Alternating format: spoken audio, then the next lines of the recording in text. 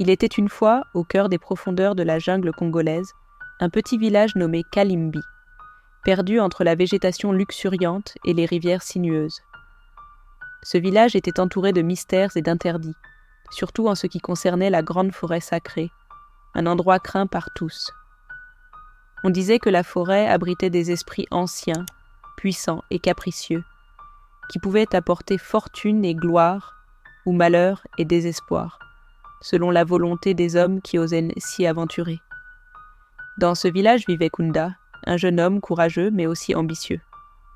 Depuis son enfance, il avait grandi en entendant les récits des grands guerriers et des chefs qui avaient été respectés, honorés et même immortalisés dans les champs des griots.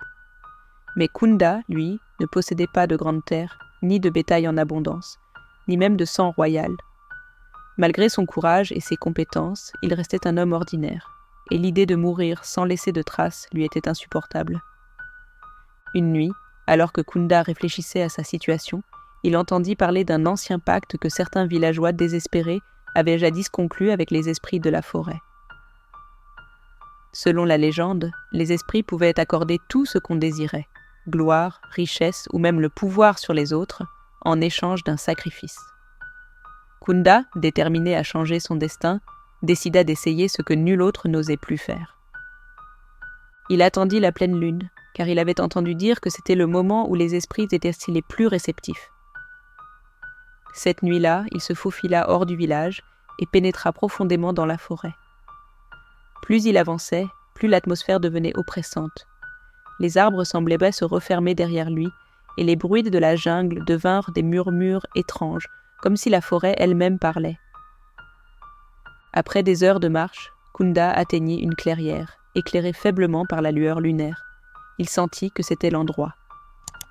Il s'agenouilla et appela les esprits, offrant du miel, du vin de palme et des incantations qu'il avait apprises des anciens. Le vent se leva soudainement, les feuilles se mirent à danser, et des ombres commencèrent à se former autour de lui.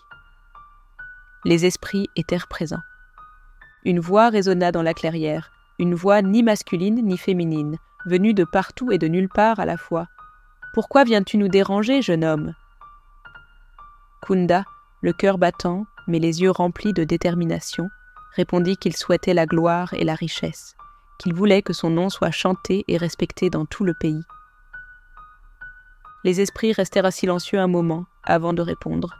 « Nous pouvons t'accorder ce que tu demandes, mais le prix est élevé. Pour la richesse et la gloire, tu dois nous donner ton ombre. Une fois que tu l'auras perdue, tu ne pourras plus jamais la récupérer. Tu seras riche, tu seras respecté, mais tu seras à jamais séparé des autres hommes. » Kunda, aveuglé par son ambition, accepta sans hésiter. En un instant, il sentit une sensation étrange, comme un froid qui remontait le long de son corps. L'ombre qui s'étendait sous ses pieds se mit à se dissiper, absorbé par la terre. Lorsqu'il se leva, il se rendit compte qu'il n'avait plus d'ombre. Mais à ce moment précis, les arbres autour de lui se mirent à briller et des voix mystérieuses chantaient son nom. Kunda retourna au village le lendemain matin, les bras chargés d'or et de pierres précieuses qui lui avaient été offertes par les esprits. Les villageois furent stupéfaits. En quelques jours, il devint le plus riche du village et son nom commença à se répandre à travers la région. On le respectait, on le craignait même un peu, car certains murmuraient que sa richesse avait quelque chose de surnaturel. Cependant, Kunda réalisa rapidement que le prix à payer pour sa gloire était plus lourd qu'il ne l'avait imaginé. Les enfants le regardaient avec peur, les animaux semblaient l'éviter, et même ses amis d'autrefois semblaient mal à l'aise en sa présence.